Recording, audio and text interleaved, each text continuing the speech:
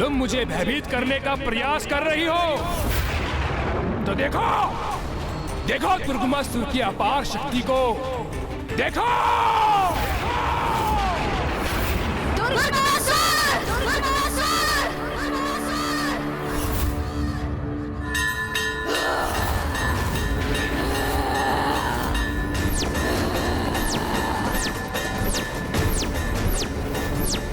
अपनी अनेक भुजाओं को प्रकट कर व्यर्थ है तुम्हारा शक्ति प्रदर्शन, क्योंकि तुम्हारा दुर्भाग्य अब तुम्हारे समक्ष है। तुम्हारी भुजाओं की संख्या तुम्हारी शेष श्वासों से भी कहीं अधिक है।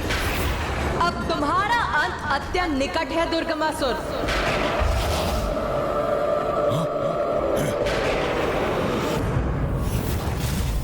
देवी, अंत मेरा नहीं, अपितु तुम्हारा होगा, क्योंकि एक तुच्छ नारी होकर तुमने इतना बड़ा दुस्साहस किया है। युद्ध भूमि में पहुंचकर मुझे चुनौती दी है। महाशक्तिशाली महासुर दुर्गमासुर को, जिसका अंत करना दुर्गम ही नहीं अपितु असंभव है। असंभव है।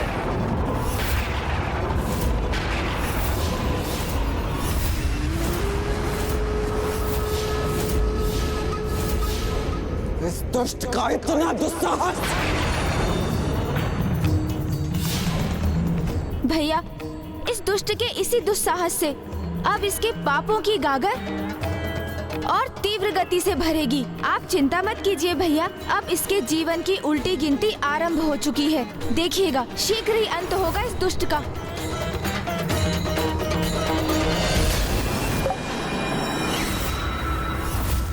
कहाँ है वो देवता? इतने पुरुषहीन हो गए वो? क्या उन देवताओं में एक भी पुरुष शेष नहीं, जो एक तुच्छ नारी को युद्ध के लिए आगे कर दिया? मूर्ख, तुम्हारे समान पुरुष होने का ढोंग और दम नहीं करते देवता पुरुष। अपितु इसके विपरीत उन्हें इस बात का आभास होता है कि नारी ही अपने भिन्न रूपों में उनके जीवन में सामर्थ्य, शौर्य और पौरुष का आधार होती है, क्योंकि सर्वप्रथम एक नारी ही एक माँ के रूप में उन्हें जन्म देती है, उनका पोषण करती है और उन्हें सामर्थ्य बनाती है, और फिर एक बहन के रूप में एक अन्य नारी अपने भ्राता के हाथों में रक्षा सूत्र बांधकर उसे उसके उत्तरदायित्व का आभास कराती है। और फिर एक पत्नी रूप में भी तो एक नारी ही होती है, जो स्वयं पूजा पाठ और व्रत कर अपने पति की रक्षा सुनिश्चित करती है। इसीलिए वो पुरुष जो देव बुद्धि संपन्न है, वो नारी को स्वयं से निम्न मानकर उसे पीछे रखने की कल्पना भी नहीं करता, अपितु वो नारी को आगे बढ़ाने में सहायक होते हैं। तो जैसे मिथ्या और आसुरी बुद्धि वाले पुरुषों को यही सीख देने आगे आई है ये नारी।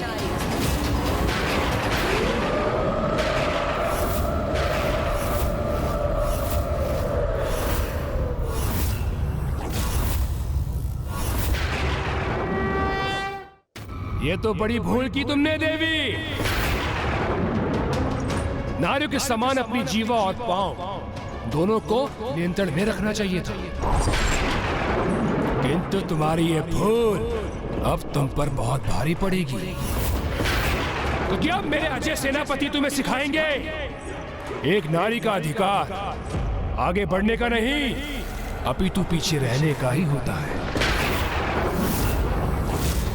उसका स्थान सीमित क्षेत्र होता है, जिसके बाहर आने पर बड़ा भीषण परिणाम होता है देवी।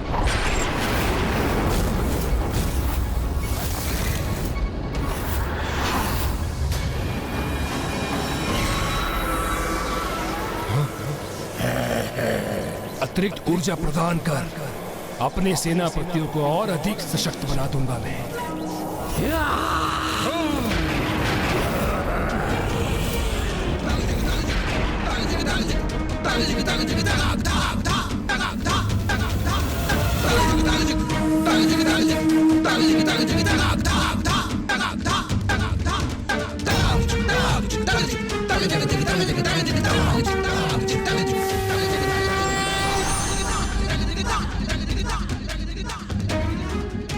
असुर, ब्रह्मांड में व्याप्त समस्त शक्ति की स्रोत हूँ मैं। एक नारी हूँ मैं, और एक नारी शक्ति को सीमित समझने वाले मेरी शक्ति के समक्ष तुम्हारी शक्ति वास्तव में तुच्छ ही है। और फिर भी उसका अपार दम्भ है तुम्हें, जो तुम्हारे नष्ट होने के साथ ही शीघ्र ही खंडित हो जाएगा। और जो मेरी शक्ति से सुरक्षित है, तुम उसका स्पर्श भी नहीं कर पाओगे।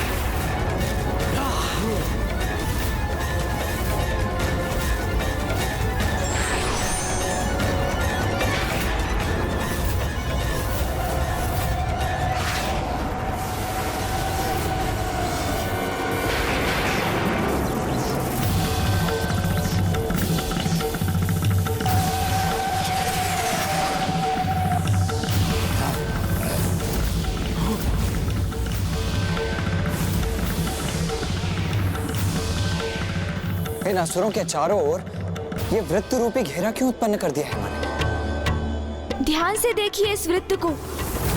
ये असुरों के चारों ओर खिंचा हुआ एक घेरा अवश्य प्रतीत हो रहा है, किंतु इसमें माँ ने हमें घेर कर हमारे लिए एक सुरक्षा कवच का निर्माण किया है।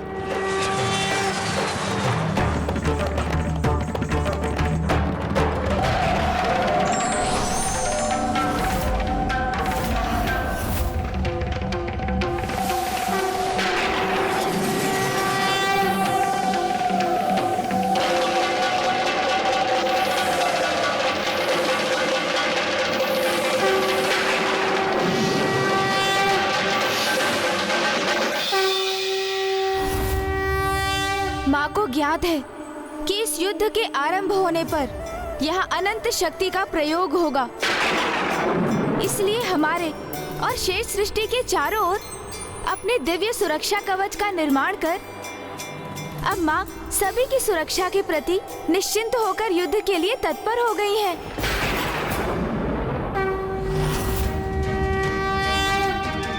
क्या कर रही है देवी? कोई नई योजना घड़ रही है क्या? हमारे लिए कोई चाल उत्पन्न किया है इसने, अथवा ये एकमात्र हमें भ्रमित करने का प्रयास कर रही है। कुछ नारी, युद्ध करने आई हो तो युद्ध करो। मैं तुम्हारी किसी मायावी क्रीड़ा से प्रभावित होने वाला नहीं। आगे बढ़ो और युद्ध करो मुझसे। तुच्छ मानते हो ना तुम नारी को और नारी की शक्ति को। माँ ने अपने माता चंद्रघंटा, माता कालरात्रि और माता कुष्मांडा स्वरूप प्रकट किए हैं, जो अब शीघ्र इन असुरों का संहार करेंगे।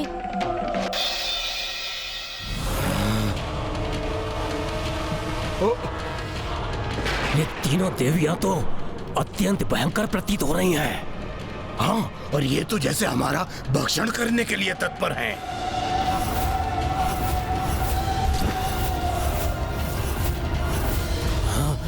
मेरे महायोद्धाओं, चिंता मत करो। कितने भी भयंकर क्यों ना प्रतीत हो ये, किंतु है तो तुच्छ नारी ही।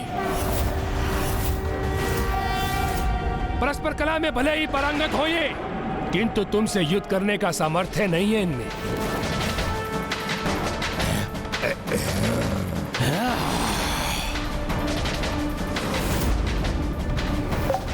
दुष्ट, इसी प्रकार तुम माता का अपमान करते रहे तो कदाचित युद्ध से पूर्व तुम्हारे पापों की गागर पूर्ण रूप से भर जाएगी, और फिर वही काल बनेगा एक नारी के हाथों तुम्हारी पीड़ादायक मृत्यु का।